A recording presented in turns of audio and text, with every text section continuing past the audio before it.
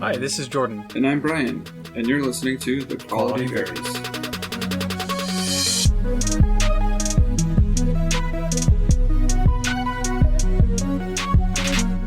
Six, seven, eight, nine, 10. I try to say the next number at the same time you're saying the previous number, and I think that's too fast. And so you're always trying to catch up to me. Yeah, you do speed up. It's like that's okay. It's like a little video game. I'm calm at first, and then you start saying them. I'm like, oh, challenge accepted. I'll meet you at this game. It's a race. What are we talking about today, Brian? What episode is this? Is this episode 30? Good criminies, I don't know. Is it? 2.5 years? How many years? 2.5 years, I think. Sweet Moses. Yeah. It's episode 30. Congratulations, Jordan. Hey, Brian. Congratulations. Thanks, bud. Fitness whole donut in my mouth. Why you changed it? Why'd you change it? I don't know. His pizza just felt derivative. I want to complain about pizza for a second and how quickly. How dare you?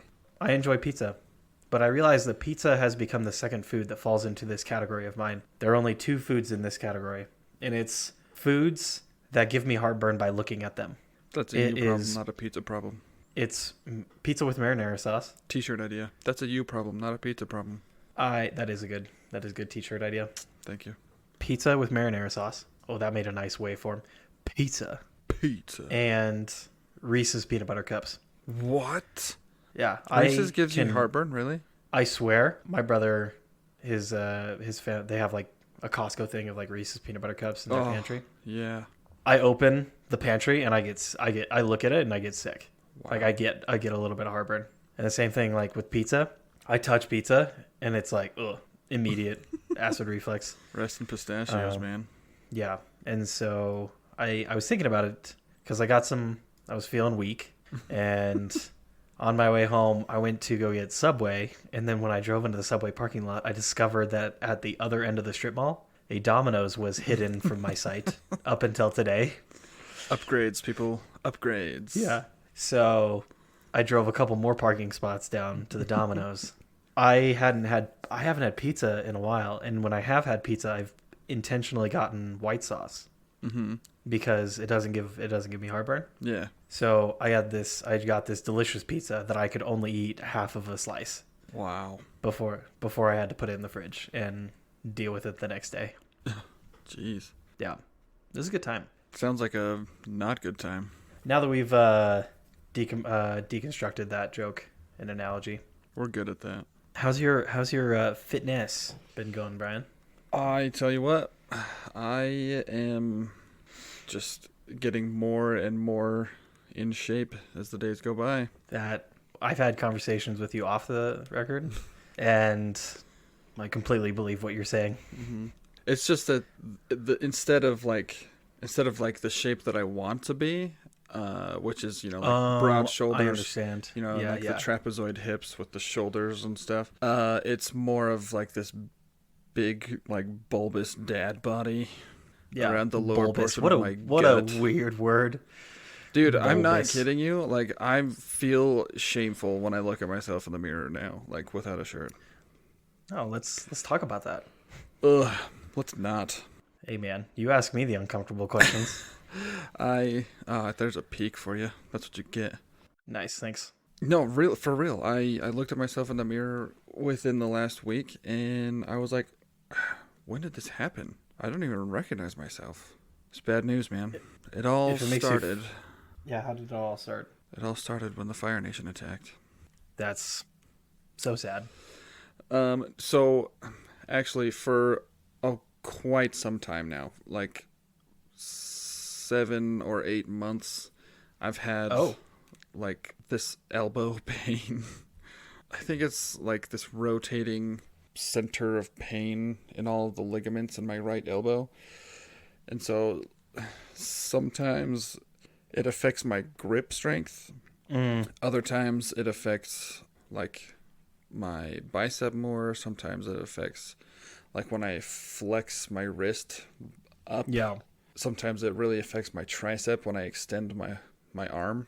It just kind of moves around and radiates different places. But I've been I've been freaking in pain for a long time now. And for a while, I just thought it'll go away. I'm going to keep exercising and lifting because I like it and it's important to me. And it just never went away, and it actually started getting worse fairly recently. And so I've taken 2 or 3 weeks off of the gym now. Just like cold turkey. My gym attendance had been dropping since I started going back to donate plasma. Okay. Because I had 3 days a week where I was going to the gym: Monday, Wednesday, Friday. Tuesdays, my mom has the kids, and so I come straight home from work as soon as I get off work, so I can take the kids for my mom. And then Thursdays have been my day off at home with the kids, and it doesn't work out on those days. So Monday, Wednesday, Friday were my gym days, but then I started donating plasma, and then Monday and Wednesday were the only days I could go donate plasma, and so I just went down to 1 day a week, which was not sufficient for me. Yeah. And so I started to see some decline in my fitness then. Do you feel like is it the same arm that you donate plasma? It's not anything to do with the plasma donation. No, it's the other arm. So I donate on well, this arm. You can kind of see this little dot right here. That's what I get for thinking it was going to be an easy solution. Yeah, right. No, because the pain has been here for like months and months. And I just went back to donate plasma like 2 months ago, maybe a month and a half ago. But yeah, then just a week or two ago, maybe 3 weeks ago, I decided I gotta cool it on the gym, get my arm feeling better. So I stopped doing upper body lifts and just started doing leg day. All day. Every time I went to the gym, it was just leg day, and I do squats, calves, and then I do sit-ups and back extensions. Yeah, so not really no necessary involvement of the arms. Yeah, like nothing on my upper body. Shoulders at best. Shoulders are the not only even thing shoulders, because again, grip was a part of the problem. Yeah. So anytime I held a weight in my hand, well, if anything, painful. if at most you're just having something resting on your shoulders. Oh yes, that's what you meant. Yeah. But then I got a little overzealous on the squats and re-injured my back. The old war, not the old war injury. I shouldn't say that. Now, the old high school injury. Tell us, man who's falling apart. Remind us how old you are. Too dang old. Oh, you've gotten to that stage now, where that's the response. Let me put it to you this way: I could skip a rock and hit 30. No, that's good. That's a good answer. No, I'm not that old. My back doctor does say that I have the back of a 70-year-old. Hey, so we have that in common. I'm 70 years old. Yeah, my chiropractor in Washington, she did the X-rays and all the imaging on my back, and then she pointed and she's like, "This is what a normal back is supposed to look like," and it's like it's a little wavy, and then she like pointed to my back and she's like, "Your back is a U." She's like, "Your back is not supposed to look like that." Rip. That's been lovely. It's weird that we're at, because myself as well, it's strange to feel the beginnings of the parts of my body that will probably be the death of me. Mm-hmm. My back, although I'm working on my back very consciously. Mm-hmm. I do yoga twice a week. Thank you very much. Yep. I impress myself. Yep. That's how I survive too. Just like in a pretty literal sense, that's how I survive. Yeah, absolutely. My wrists, I feel like are just gonna fall off one day. Mm-hmm. I realized the other day when somebody asked me to write. For some reason, I needed to write something with pen, and I take notes all day long for work. Mm-hmm. But I tried to write a paragraph, and my wrist felt like it was just gonna die, and that wasn't the most wholesome experience in the world. And then my left leg, just at random times, decides that the ankle, hip, and knee are just all just gonna veto. We veto gravity. Yeah, they're like, no. I understand you're trying to make breakfast right now, but no. So The council has it's a decided strange your fate. Yeah, the council's voted. It's like, well, hang on a second. So it's strange. It's a strange thing. Yeah, man. It's a weird feeling. Yeah, I mean, talking about like lifting, especially, I'm glad that I lifted as much as I did as a teenager, even though I think I stunted my growth height-wise. Yeah. I shouldn't say that. People would get mad, I think. I'm 6'4". They'd get mad? Yeah, because, well... You're 6'4"? I remember you being shorter. You're 6'4"? You're a tall guy, too, though. I'm 5'10". You're 5'10"? I'm 5'10". I remember you being taller. Yeah, well, I remember you being shorter. Well, yeah, I'm like 6'3", 6'4". Oh, now the story changes. Well, it has changed in my adult life, actually. I'm 5'11" when my doctor's been happy with me. Right. Well, certain nurses and certain doctors, like depending on their height, their little measurer tool, they like looks, yeah. Yeah, so they saw it from a different angle, I guess. So I'm between 6'3" and 6'4", and I stunted my growth, and so I've had conversations in the past with people who they felt sensitive about their height, and they were mad at me for, I don't know, being tall. No, your experience is your experience. If you feel like your height was stunted, I feel like my height was stunted. I totally accept that's because I never slept as a child. I just played video games all day long. That'll do it too. Yeah. Yeah. I'd be shorter if I didn't drink 2 gallons of milk a day when I was a kid. So that's a lot. I did the math actually on crazy food intake. I did the math today. I think I'm fairly confident that I eat over a dozen eggs a week. Just myself. Is that a lot too? Just myself. Is that a lot too? Yeah. I mean, I'll have like 6 eggs a day, dude. So I don't eat breakfast every day. Okay, wait, hang on. I don't eat breakfast every day, but on average, yes. Over the span of a week, not eating breakfast every day. I probably have way more than a dozen eggs a week, but it's because my breakfast rotates on usually between 2 to 3 eggs is involved for breakfast, whether that's scrambled or flipped or as part of a sandwich. Or one of my favorite guilty pleasures is to soft boil it and then mix it in with like 2 or 3 saltine crackers. Oof. Delicious. Interesting. I got to get started. Got to start off the day with salt. Just right off the bat. Start off the day right. Yep. Breakfast of champs, bro. No, yeah. A dozen eggs for one person in a family of 5, that is a lot. That adds up. No, but then during the day, I probably have another 2 eggs during the day because I just keep a whole pot worth of hard-boiled eggs in the fridge, just ready to go. Wow. That's a lot of eggs, man. Wait till you have 3 boys. Just saying. Why? Because you have to give me the insight on like, what is it because of the cost? Like you're just burning through pallets of eggs, or the kids are consuming so much of the eggs. Well, I mean, everybody just eats a ton of eggs at my house. Like we bought like 60 eggs. My wife just bought like 60 eggs on Saturday, and we're like halfway through that whole thing. I don't know. That feels like a lot to me. Maybe I don't know, man. I feel like you eat like a lot of eggs. My math is currently telling me on average, I go through about 2 dozen eggs a week. Being extremely conservative on the math. Frick, dude. Most likely over that, but I think that's a lot. I think that's a heck ton of eggs. I just did some estimate math this morning as I was making 5 eggs for breakfast. It did not used to be that habit was gained and then stayed when I did keto.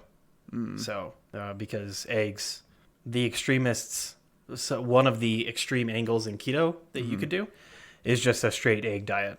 I did not do that diet, but eggs were a very simple way that you knew that you weren't going to break keto. And you could also make eggs in a bunch of different ways. Yeah. Breakfast was one of the easiest things to do because you just do eggs in different ways and it's going to be fine. Yeah. Eggs can be. I'm not gonna start talking about eggs because then I'll never stop. We've been talking about eggs for like a good 5 minutes here, bro. So your fitness is. Do you do? Are you a swimmer? Do you do swimming workouts at all? Is that ever something that's part of your routine? I've never done that for fitness. Really? Really, never. Interesting. What is your gym environment? Is your gym never, like I've never had access to a swimming pool, like so an is your exercise pool ever. Is your gym like a rec center? Is your gym like a 24-hour fitness level where it's just like weight, it's like mostly weights and then some treadmills? Is it like a full? It sounds like it's not like a full gym in the respect of, some of the bigger facilities that towns might have. Mm-hmm. Yeah, we go to a community center which has a swimming pool, but it's like a family swimming pool. Yeah. There's not really there's not. I could be wrong. I'm probably wrong, but it's. I bet there are laps in it. I'm sure there are. The thing is, the swimming pool area is so far removed from the rest of the gym. From your meat sack lifting corner. Of the gym? From the jarhead area that I frequent. So I just also I float like a rock, and that's a good thing. Have never been a strong swimmer because I never did it. I live in a desert, never had a swimming pool. Swimming pools were always I don't know, they're so expensive to like go swimming where I live. I'm just making up a lot of excuses, but like there's public pools and all that stuff. But yeah, that's just not something that I did. I never like practiced it or became skilled at it. And so now I just don't. You should join a swimming team. Yeah. That's what I think. I do recognize the fitness benefits of swimming laps. As far as cardio goes, there's not really anything that compares. It is swimming. It is a full body workout at the same time as being a cardio workout. Right. There's a reason that there's sayings about swimmers' bodies. Yeah. I recognize that. I fully recognize that. I've been interested in doing that. But when I was a member at a gym, the big Gold's Gym type gym, full access level of facility. Yeah. The pool area was locked behind their premium membership. Oh, that's unfortunate. Yeah, which was... So there was a different level. Like double the price of what I was willing to pay. I've never had that before, where the pool has been one of the gyms in Washington that I was at. Their outside pool facility, because they had another outdoor pool, and then they had a big water park for kids. That part was a different membership type. Yeah, but the pool in general, I mean, I guess it's a good thing, because if somebody knows that they're just not going to use it, then I'm sure they're happy that they get to pay a different price. So it's it's a good and bad thing. Yeah. I find that interesting though. So because I obviously come from the background, like I swam so much as a kid that I find it exorbitantly boring to swim as an adult now. Really? Yeah, I don't. People ask to go let's go swimming. Let's go swimming. Mm-hmm. I couldn't fathom that being a fun activity. I'm like, well, what do you mean? Let's go swimming? Yeah, like if we want to go to a lake, like I'm super into canoeing, and if we want to go to the river, like I would challenge people to let's go to the other end of the river and back, or let's go across the river and back, and we'll have a swimming a contest or something. But just I have this mental image of just like Peter Griffin in Family Guy, of just like sitting in the water, and I'm like, what am I supposed to do now? That's what I think of when I think of swimming. Yeah. But yes, the swimming, like doing laps and stuff, like I could be on top of the world as far as cardio goes, and I could hop in the pool and die. Mm-hmm. But it's a good thing. Yeah. So I find that interesting as far as different people's approaches. I am running into people now that as adults, I won't call anybody out. As adults, they don't know how to swim. They're taking swim lessons as adults because they never learned how to swim. Yeah, that's I don't want to. I guess I should ask about this, but I tell that story about many, many adults in St. George, Utah. Oh, that you think that maybe people just don't like the ratio is higher than they let it be believed. Right. Like I know how to swim, but if I was talking, if I was just meeting you and you had told me that story about swimming, I would be likely to say that I don't know how to swim well to you. I would tell a competent swimmer that I don't know how to swim because I'm so bad at it.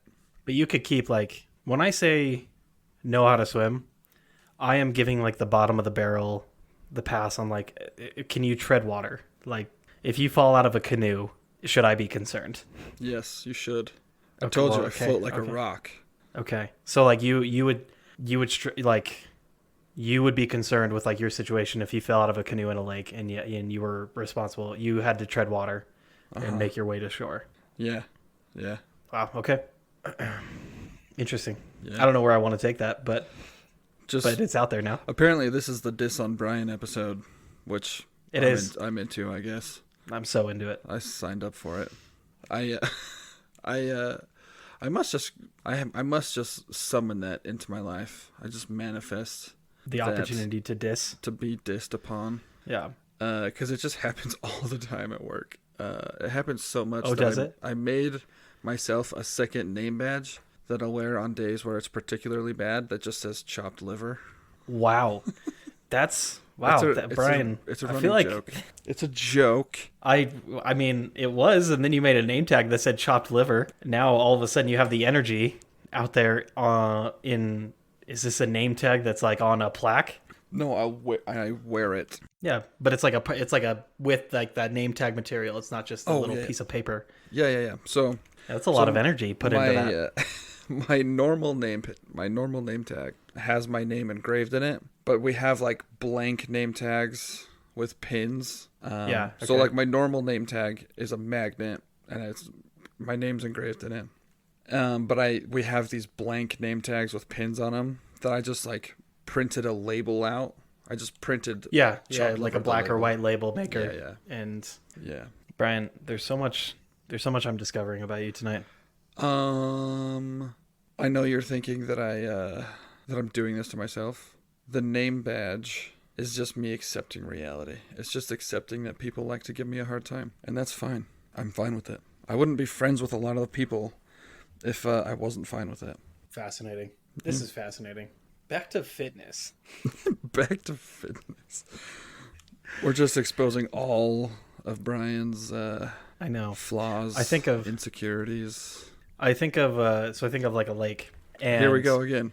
Back with the water metaphors. No. Where it's a story about me. I won't include you at all. This most of the time, one of the tests is that you can tread water.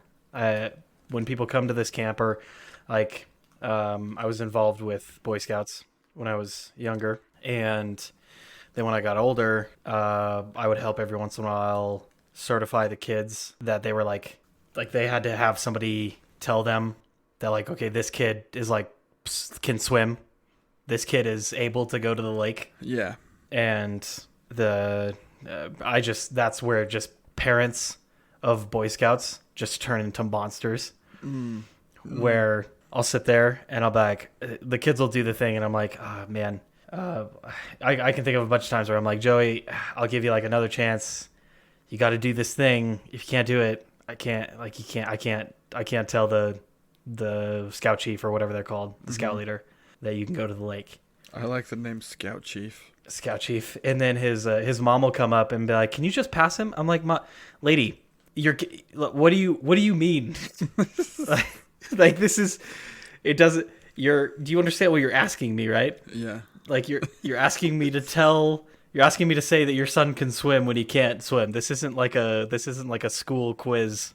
Yeah. Like that's not like that's going to end the worst out of all the people that are going to get screwed by this. It's going to be the worst for your son. Yeah. And we're of this, the nature of it is like, we're of the same faith. We go to the same congregation, and I'm just sitting there like, how do you, what? I'm confused. Like, yeah. There should be this mutual understanding here somewhere, but there's been a schism. Yeah, yeah, exactly.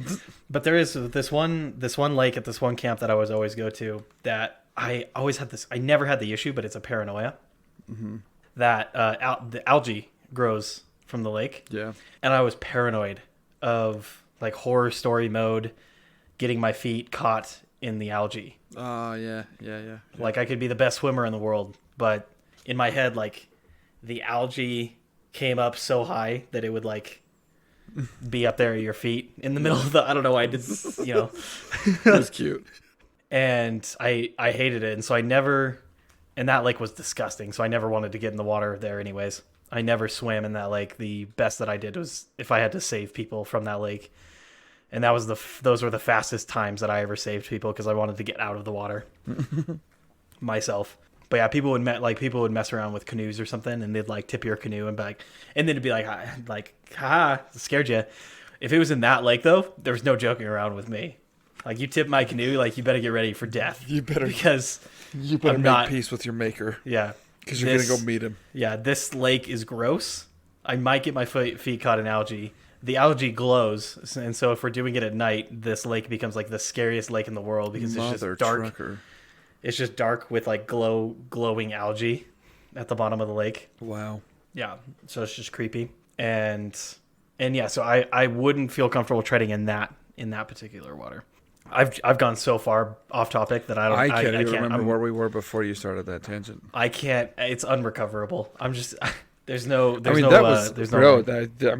just backtracking the conversation. We were already on a tangent before you went on that tangent. Okay, so how's your fitness? Yeah, my fitness. So I stalled several times on my running. Right now I'm on a running goal. I hit... I ran 3 miles today at the gym. Yeah?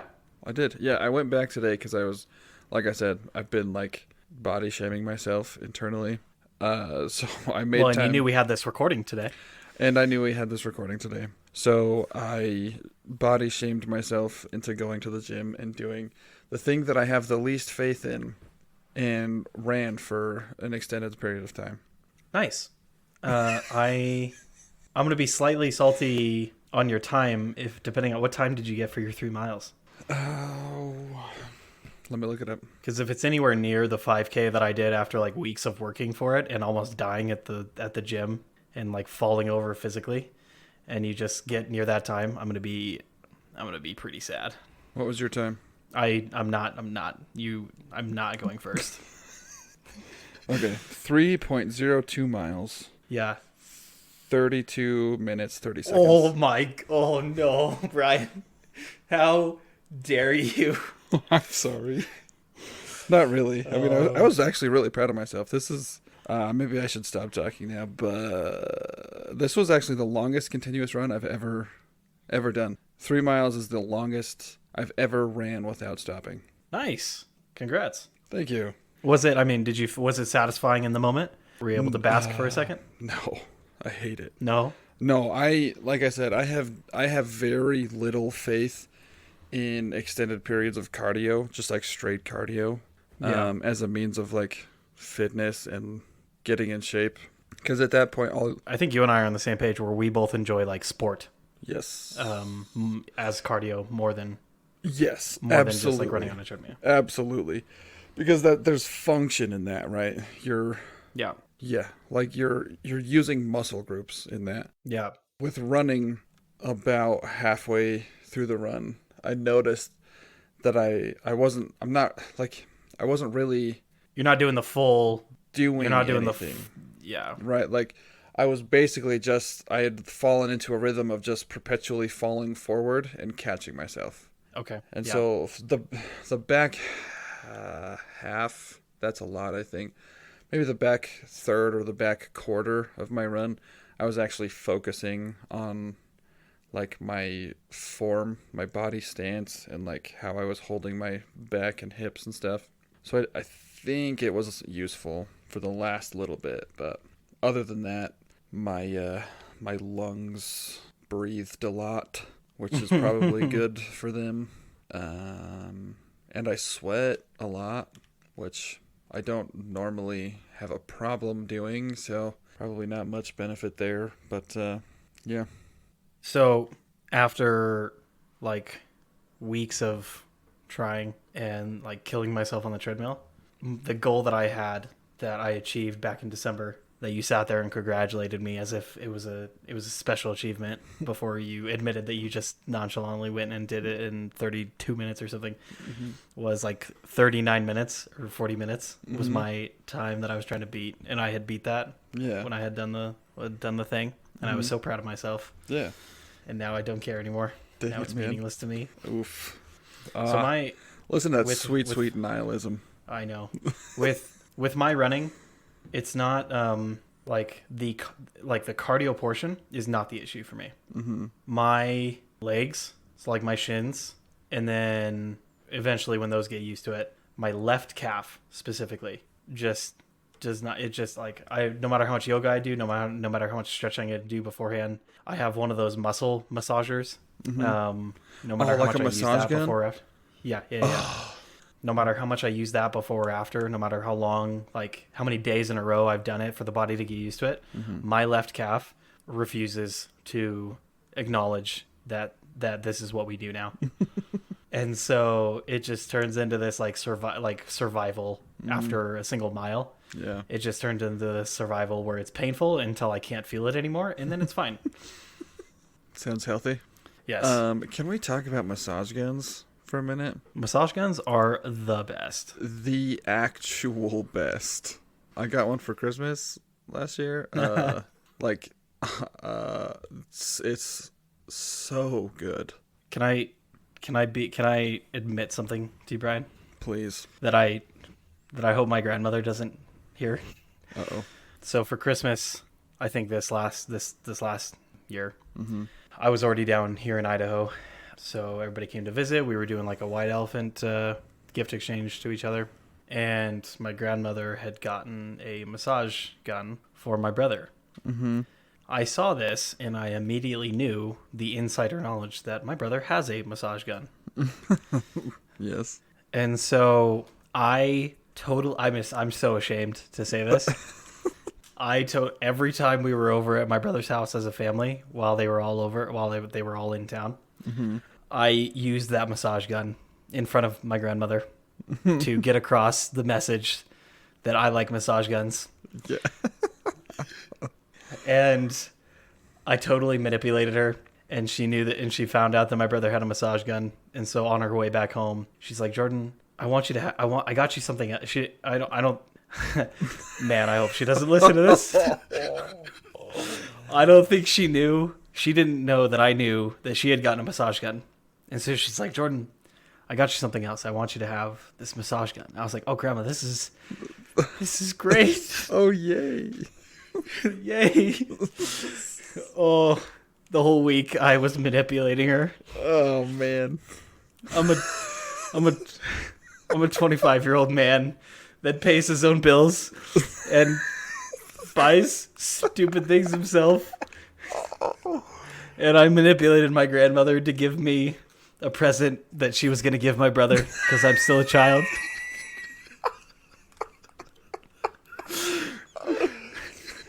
Oh, Jordan, that was a good one. Oh. Yeah, so anyway, I have a massage gun now. And, that's good. Yeah. And I use it frequently. It sits right next to my VR headset, and they are both two of the most important pieces of technology I have in my house. Wow. And I feel so bad, and I feel but it feels so good, right? At least you'll have a massage gun in hell. Yeah.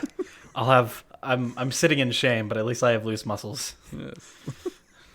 I'm not getting a tense neck from it. So there you go. Grandma, I'm sorry. I'm not. I'm so glad that you did that. That was a great story. Oh man.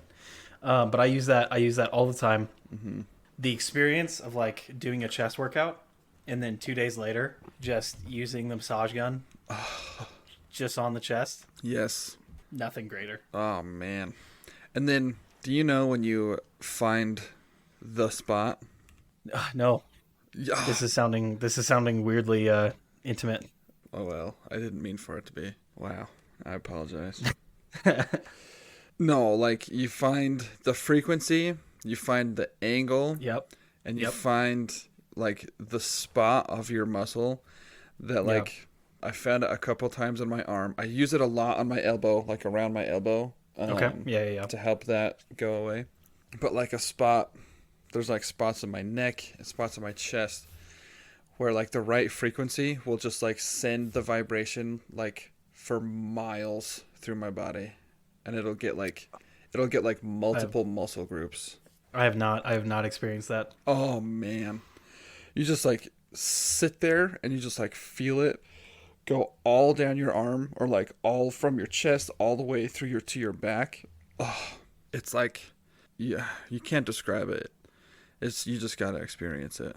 I will say, in general, using that thing on my back is a godsend. Yeah. In general. Yeah. Yeah, they're fantastic things. Mm-hmm. So I promise by the end of the episode I will talk about my fitness and how that's going. It's not my fault that Bryan shamed me about his own running abilities. So my stuff right now, I don't lift very much, and I think it's totally a mental thing where like I still want to lose weight. There's still like some weight that I want to lose, and I don't want to bulk up. So like mentally, I always disregard lifting because I haven't hit this like weight number that I want to be at. Even though I acknowledge that the weight number I want to be at isn't necessarily the most realistic thing in the world. I can just hear Maddie typing comments right now. Yes, yeah. But on a daily basis, I'll go to the gym and be like, I don't want to lift. Like, I'm not motivated to that. All I want to do is just like listen to an audiobook while I sit on a stair climber for half an hour. That's all I want to do. And then I want to go practice racquetball. I acknowledge that I'm lazy, and I acknowledge that like the stair climber, like my headphones will stay in because I'm not like I'm not impacting. Yeah. My headphones will stay in. I can just listen to an audiobook, or I can watch Critical Role. Yeah. And I can just sit there for an extended period of time and burn like 400 calories. And that's chill. That's chill to me. Because there is still like a part of me that just wants to like check off for the day. Like, okay, I've done the thing that I need to survive as a human on this earth. I see. I've done the thing, and I can go back to being a potato. Yeah. On my computer. Yeah, therein lies the fundamental difference in our fitness philosophies. I enjoy it. My enjoyment is a lot of cardio stuff, though. Yeah. So like I really enjoy, like on Wednesdays, there's like pickup volleyball games. By the way, they play for a stupid amount of time. These volleyball people, they play serious. I burned, I got my watch and it just tells me I burned 1,800 calories.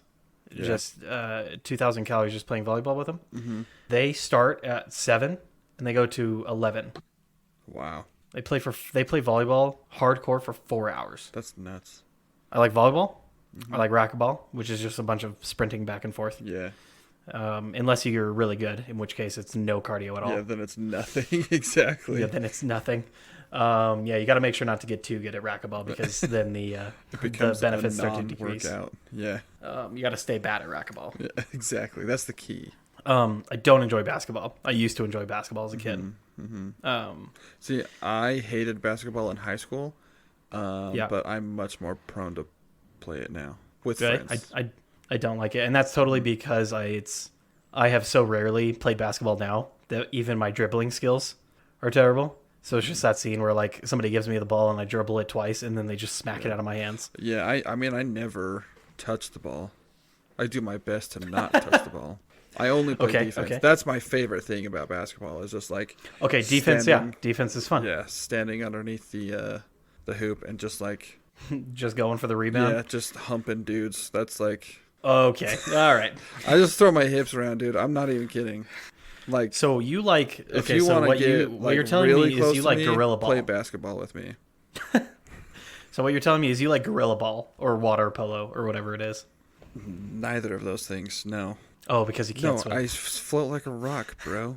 I would suggest get like a pool that's like 5 feet deep, and you put those just they're basketball hoops that are specifically set up for a pool. You just put those on either side, and you just play basketball. in the pool. It is one of the most physically demanding sports of all time. And most of the reason, at least every time I've played, is because when we play, we are 20% trying to play water basket or gorilla ball is what we call it, and 80% trying to drown each other. Yeah, I see. Yeah. No, I don't. Yeah, it's not about like that seems different than what I like about basketball. So like I will get in the key and I will set my legs 19 feet apart. My feet are like all the way apart, and I'll be down in a sumo stance almost, and just like I'll wait for the other big guy on their team to like try to come in, and I'm just like, nah, bro, this is my key. What? I'm just random question. What position did you play in football? In football? Yeah. I was a defensive tackle and an offensive tackle. Fascinating. Mm-hmm. That's super interesting. Actually, a offensive lineman does much the same things mechanically as what I just described in basketball. Yeah. Yes. So go figure, right? Yeah. So what you're telling me is you're a football player that was playing basketball. Yeah, essentially. Yeah. But I don't get like I do still get like pumped up to go do like a lifting workout. Mm-hmm. Not nearly at the same level or as frequent as you though. Mm-hmm. I have that I have that app. What is it called? Fitbod. Yeah, Fitbod. Mm-hmm.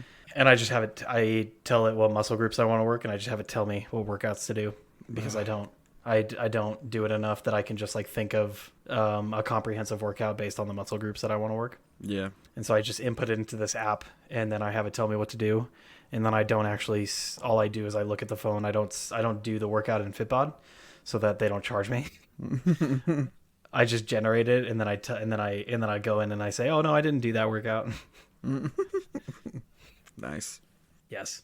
So, but then for cardio, I did the 5K, albeit at a very slow pace. Before June, I'm trying to do a 10K. Participate. Nice. I just want to participate in a 10K. I don't really have any. Well, I'd love to be done before 2 hours. That'd be nice.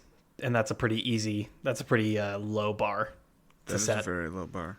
Okay, well you didn't have to. It's a low bar. Come on, dude. It's a low bar. That's like 5 miles an hour.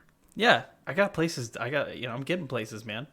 All right, how about an hour and a half? I shouldn't be so condescending. That's about the same pace I ran today. It's 5.5 miles an hour. My brain doesn't work that way. My brain just looks at, I can't break that down into a way of, so like my pace is like 40 minutes for the 5K. Yeah.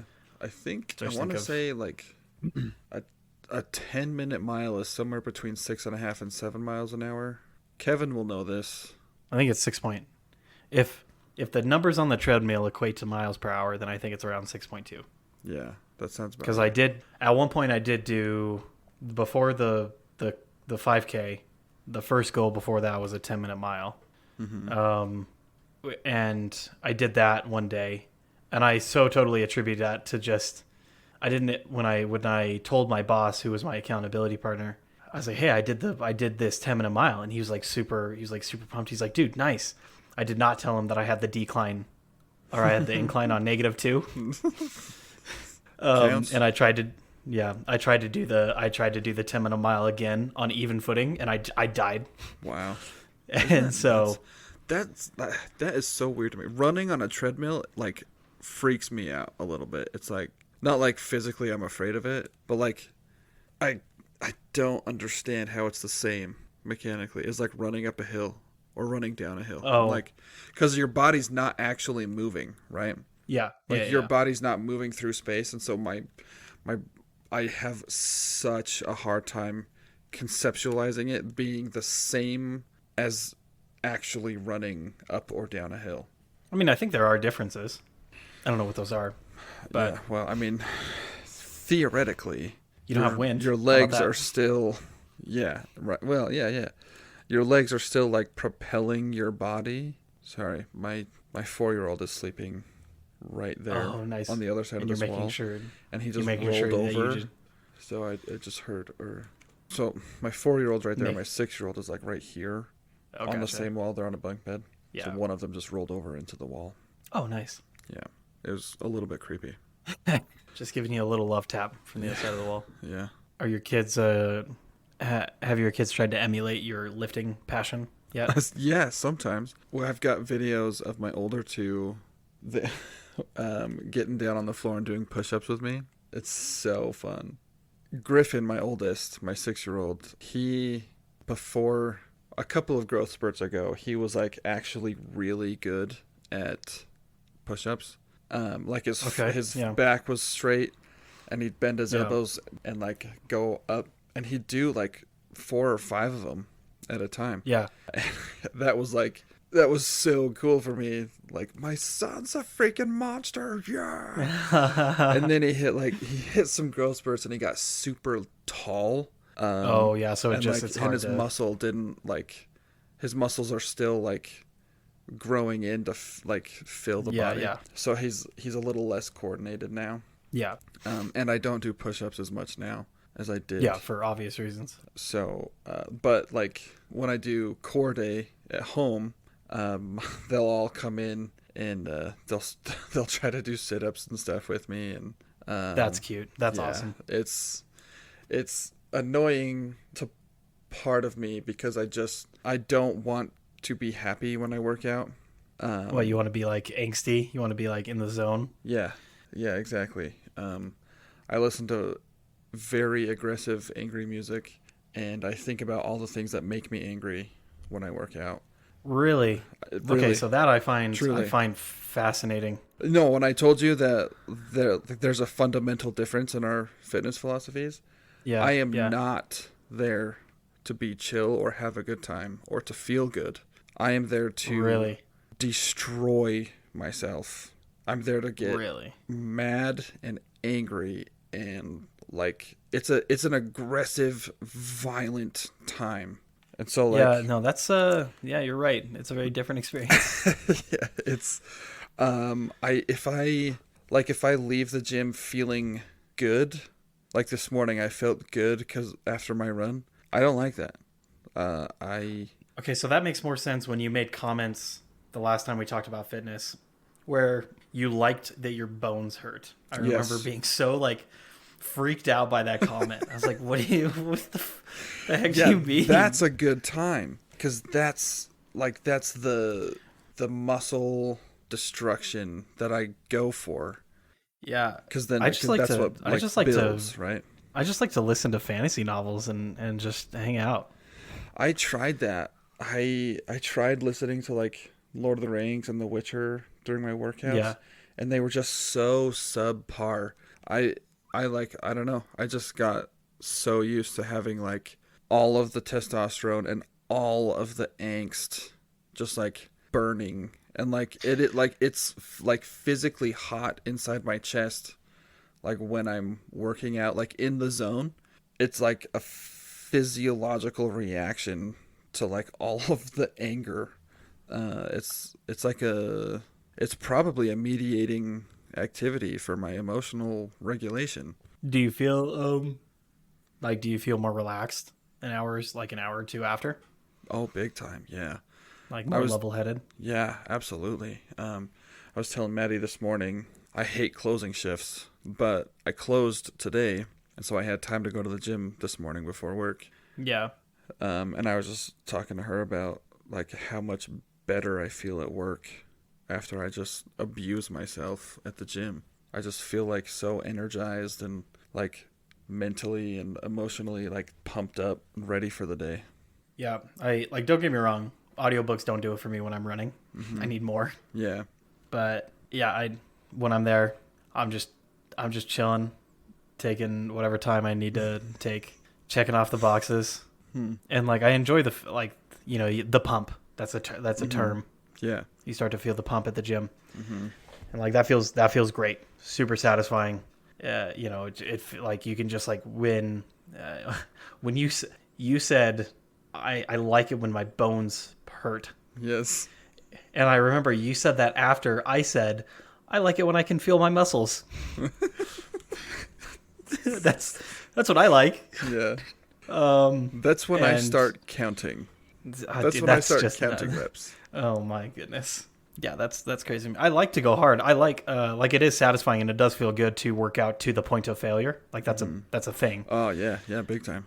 And I like that feels good. Mm-hmm. But yeah, the mentality and the language, yeah, there's a rift between between you and I. Rift. Yeah. So how many times do you go to failure? So the thing that I do is like, so let's take like assisted squats or something, like for as an example or something for something. So usually I'll do like 14, 12, 10, 8, 6 as far as reps in a set. Yeah. And then I'll just I'll go through all that as far as attempting, but however many times I fail during that, like that's fine. I don't mind. Okay. If that makes sense. Yeah.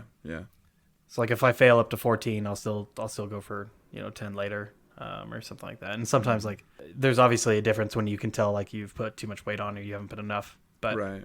But hopefully the last 2 sets or the last 3 sets, I'm going for I am expecting failures in the last 2 to 3 sets. And I don't know if that answers your question. But. Yeah, it does. Yeah. So like, I do something similar in lifting workouts. Like if I don't finish a set, I'll like rack it. I'll rack the bar, but then I'll just take a mental note that I owe myself those reps again. Oh, gotcha. So like I'll go to failure, and then sometimes I'll rack it. Sometimes I'll just hold it and like take a couple breaths and then finish the set. Yeah. Unless it's the final set. If at the final set I'm short 1 or 2 reps, that's a successful workout. Yeah. That's kind of in my head. Yeah. Yeah. If I can't do those last 2, that means I set the weights pretty appropriately. Yeah. That's kind of my reward. If like on the last 2, if I hit failure on the last 2 reps of the last set, I'll write those reps off essentially. But on every other set leading up to that, I owe myself those reps still. And so there's like this animalistic fury that comes out when I can't finish a set though. And so like I'll hit this wall, I'll fail, take a mental note of how many reps I still need, and then finish the set like through the failure sometimes. And that's when you get the bone aches. First of all, that's scary. I'm just gonna say that. Don't remind me never to, if we ever get in a fight, don't ever like let me count you out for the fight. If I like drop you and then I turn away and I'm like, yeah, and then you just get up and just wreck me. Not that I would. Don't ever think that I'm making a claim that I would drop Bryan.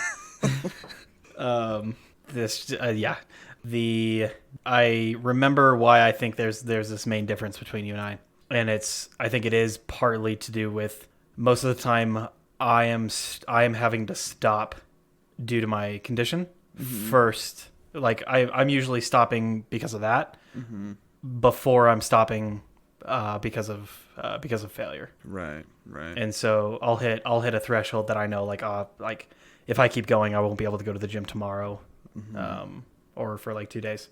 Yeah. And so for that reason, then I'll stop. So my stuff stops short before failure. So it's kind of a different like mentality, like it's a different mentality that by the end of it, whereas like yours for like a lot of your stuff, you can just go to the point of like complete physical deterioration, and then go the next day.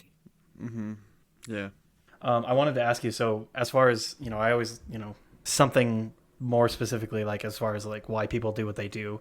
As and having that conversation within the bounds of fitness, I find the whole mentality fascinating of people going to the gym and the self-consciousness that everybody's watching them when they work out. I find that whole human interaction fascinating. Yeah. And I got to watch that for years working at a gym, and just fascinating watching the. Well, I mean, I'll get your comment on it first. Like, I mean, what's your experience with that? I mean, you've been going to the gym for years. Yeah. What have your interactions been? Would you consider yourself in your head a gym rat?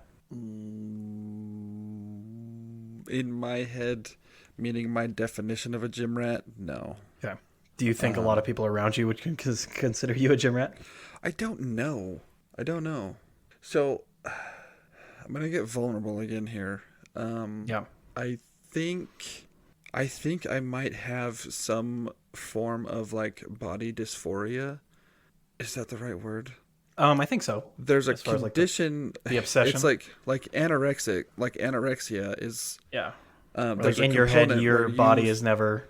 Right. There's a component of anorexia where you see yourself as overweight, even though you're like your skin and bones, your organs are shutting down. Like you still see like that little bit of fat on you, right? Yeah, so a mental think disorder in which you can't stop thinking about one or more perceived defects or flaws in your appearance. Yeah.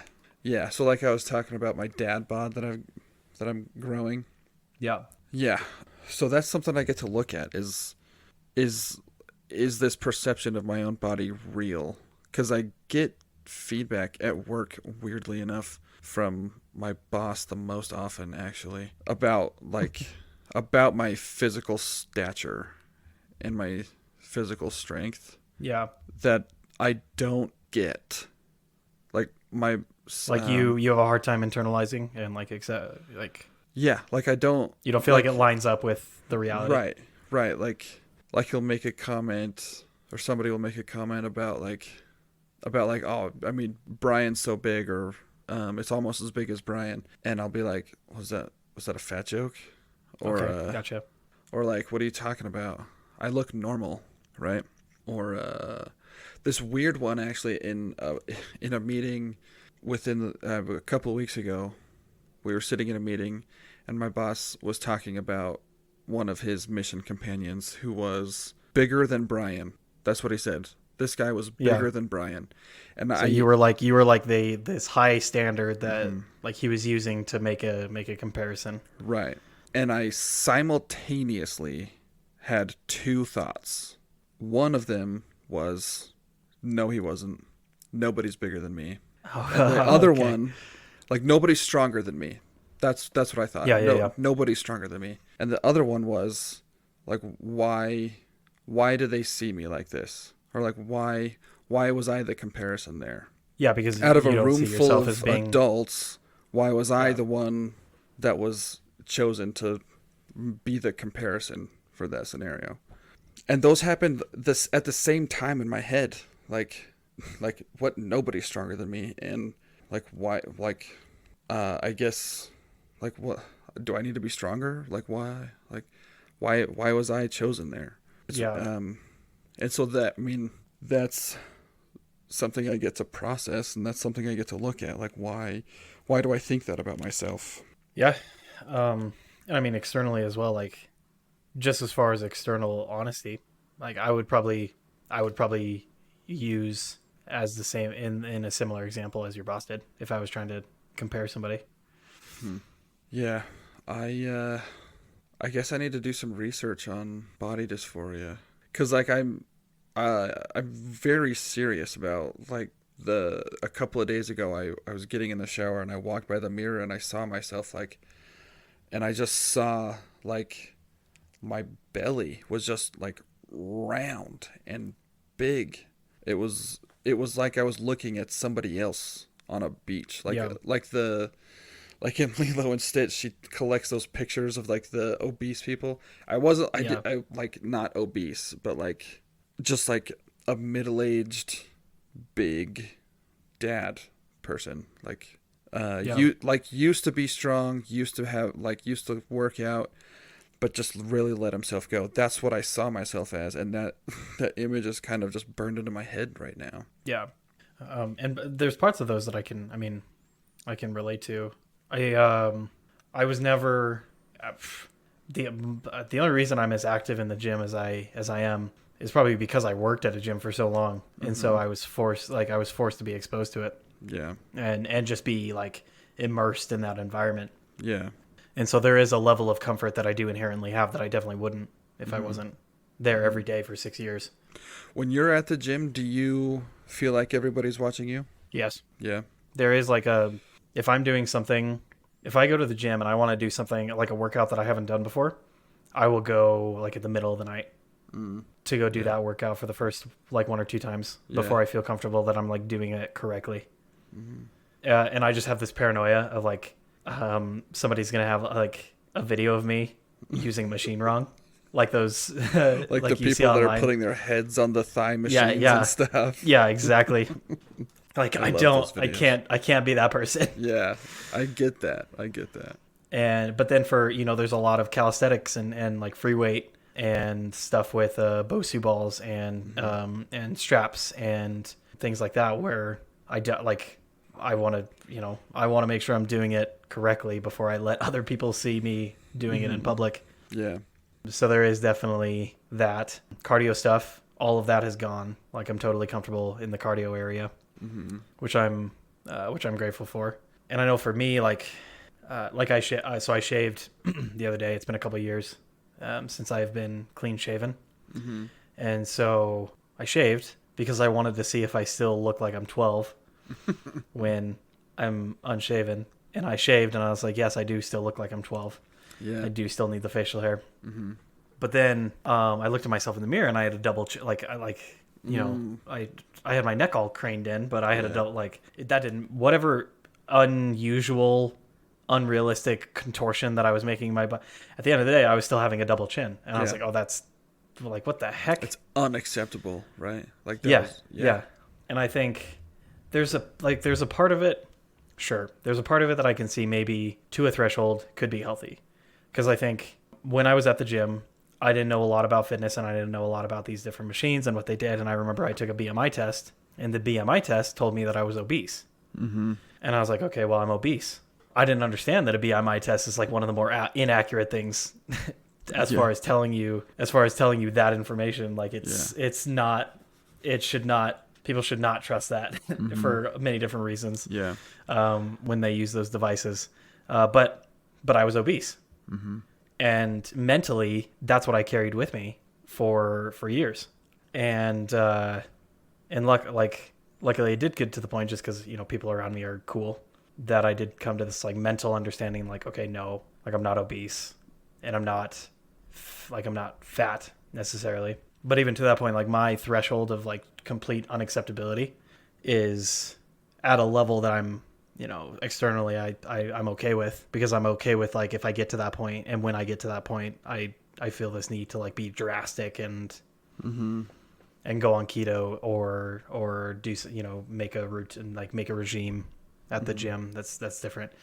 And part of that I'm okay with. And but then obviously what's the line? That's the question. Right. What's the threshold for different, like what's the threshold for different people? Because the line's in, the healthy line is in a different spot for everybody. But I would see people that would walk into the gym as well, big. I won't make the comparison to you, but athletic people, whether they were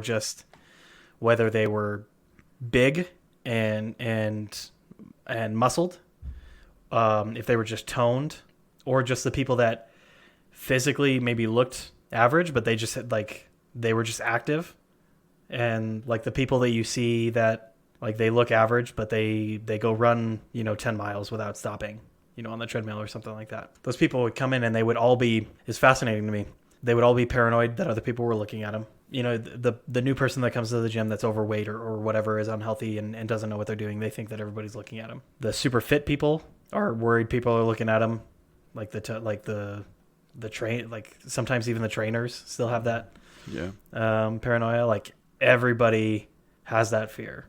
That's not the right way to say it. All types of people have that fear. You can't get to the point that you are able to step out of that and just focus on your workout.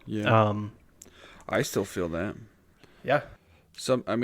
Again, here's like this weird dichotomous, like dysphoric thinking, but like sometimes I get self-conscious about it, but sometimes I want it. I want people to look at me work out. Well, like I imagine there's workouts that you're very comfortable with, and so you could go do one workout, and you could like secretly, I could totally see myself secretly wishing like, I want Like I want people to see me, or like I'm a guy. Like I could secretly wish like I want the pretty girl, to see like I'm doing this super well. Yeah. I'm I'm lifting 35, or something like, but like, look at me, I'm doing so well. Yes. And then I could go to another machine and I'm like, good God, don't look in my direction. Please look away. Exactly. Yeah. And so that's the same. That's a totally, similar experience that I have. I'll tell you, one of my favorite workouts is, Bosu ball. It's like half of that. Yeah. So, and so I'll flip that around to like the squishy, I don't know what to call it. The squishy side is on the floor. Yeah.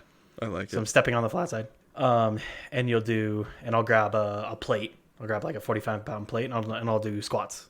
On the Bosu ball. So you have to, so it's a core workout. I love that. And I'm like very comfortable with it. I've done it a lot of times. So like I'll go do that. And since it's like visually, like it looks a little bit more complicated, I'll be fully transparent. Like I want people to look at me while I do that. I'll be like, oh guys, like look at me doing this thing.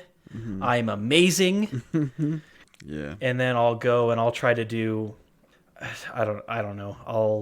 I'll try to do squats or something, or I'll try to do something with free weights. And then all of a sudden I want to be a fly on the wall. Yeah. And not be looked at all. Yeah. I think it's fascinating in general.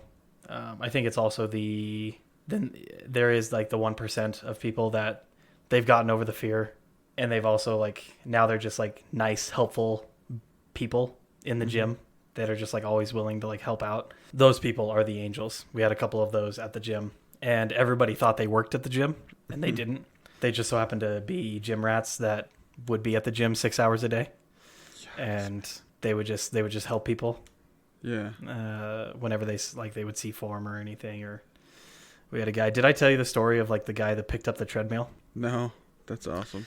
This guy, I'm sure it won't be an issue, but I'm not going to use his real name, so I'll say, Pete. It's a great name. This gal comes up and she has like never spoken to us at the front desk. She's like very soft spoken, just like pencil of a person, like 5'8" girl. And all she does is she walks in and she goes and gets on the treadmill for an hour and she leaves for like a year. Wow. Yeah. And she comes up and this isn't anything to do with her workouts. So she didn't look unhealthy or anything like that. That was just her thing. So she comes up and she says, like, she's super embarrassed, like red faced, like super anxious. She's like, "Hey, I dropped my phone and it like went under the treadmill." And we're like, oh, "Okay, we'll go take a look at it." And I'm thinking that she was on one of the ones in the front, that it's a smaller one. For some reason, this gal was on one of the largest. Like these treadmills had different weight capacities, and this gal was on a treadmill that could support just 1,000-pound person. Like this, like these were she was on one of the ones that had the track simulator, and like you could put a tank on that thing and test its speed. Wow. And I'm sitting there like, I couldn't lift this if my life depended on it. I walk up and I like go and I like rub my hands together and I like go and I give it just a good effort, and nothing. Absolutely nothing. And she's so embarrassed, and she's like, and she's also very attached to her phone. Yeah. But she is like offering, she's like, just as if like it's something that we could do. She's like, just leave the phone. It's fine. As if she just wants to bounce. Just leave the $1,000 cell phone. And so I'm like, and I walk to the edge of the line of treadmills, and I'm like, I yell at him like, "Pete!" And this big, bald, bulky guy stands up in the middle of the weights area, and he's like, "Yeah, what's up, Homer? Someone need me?" Yeah, exactly. And I'm like, "Yeah, come. I need help with something real quick." I look at the girl. She's white as a sheet. Yeah. This guy comes up and he's like, "What do you need?" I was like, "Can you help me put this, like, get this phone out of this treadmill?" he one arms that thing. He leans down, just Hulk mode, and just picks up that thing, pulls it 2 feet off the ground, and he's like, he like looks up at the girl. He's like, "Is that your phone?" And she's just not moving. And I'm sitting there after like a second or two. I'm like, I don't think he can hold it forever. And she like she jolts and like grabs the phone, doesn't say anything to either of us. She grabs the phone and walks out and like leaves the gym. Just pieces out. Oh, that's cool. Just leaves the gym.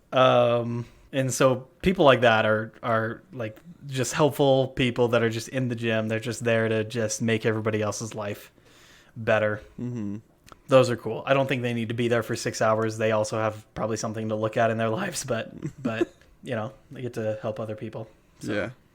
I think the main thing that we wanted to cover was both of our kind of current fitness statuses. Anything else you want to get out now that you've had a retrospect, like a what it's called, now that you've had this experience looking inside yourself? Anything else you want to get across? There was. I remember thinking something like 15 minutes ago that I wanted to bring up. Oh, please tell me I wasn't telling that story for 15 minutes. No. This was several tangents ago. Yeah. So I do want to comment on my my philosophy, my fitness philosophy. If it sounded boastful or arrogant, I don't think it did. Just know that these last few weeks of being on the injured reserve have severely humbled me. And yeah, I've been told that I have an uncanny ability to talk big. So just, you know this, but don't believe anything I say. What part yeah. In what I described as what I think in perfect health while I'm at the gym. So just take that for what it's worth and don't believe me. I mean, what part do you think is boastful? Or what part do you think could have been taken as boastful? I don't know. That's the thing. I don't know. Like, I said what I think. I've received feedback multiple times throughout my life that I have a tendency to talk a lot and talk real big. And so when it comes to fitness, or mostly fitness, yes, but with other things as well. Been known to exaggerate here and there. I can relate to that. Yeah. So yeah, that was all. Yes, I'm feeling humble about my fitness right now. Exceedingly humble. Just so everybody knows, and I'm sure you're still gonna text me about it, so that's fine. If you need to tell me that you actually took longer than 31 minutes to run 3 miles, then feel free. My body is ready to hear that. I did take longer than 31 minutes. I took 32 minutes and 30 seconds. Okay, well, this whole release that you just gave right now is completely pointless to me.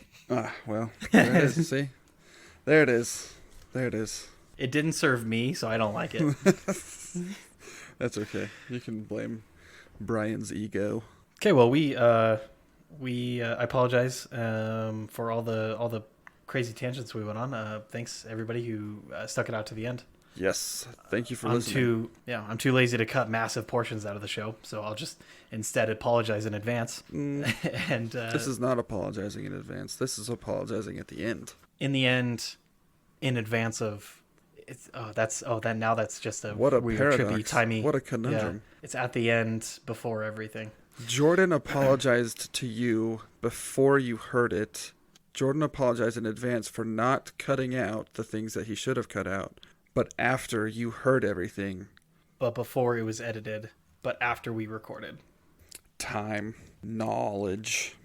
What are we doing next week, Bryan? Science. Next week. Next week is a good one. Next week is our self-collaboration with our other show, Homebrew Catastrophe. Yes. And we're going to be talking about addiction and games/hobbies. And I'm excited about it. And I hope somebody learns something about themselves. Yeah. I'm sure we're going to talk a lot about our own problems. So it will at least be useful for that. Yeah. If you would like to act like our problems are the problem and not focus on your own problems, then you can just listen to us. Yeah. Is that how it's going to work? We benefit either way. So, and that's why we do it. Thanks, guys. Always remember to never, not, don't believe anything we say. I don't even know why I ask.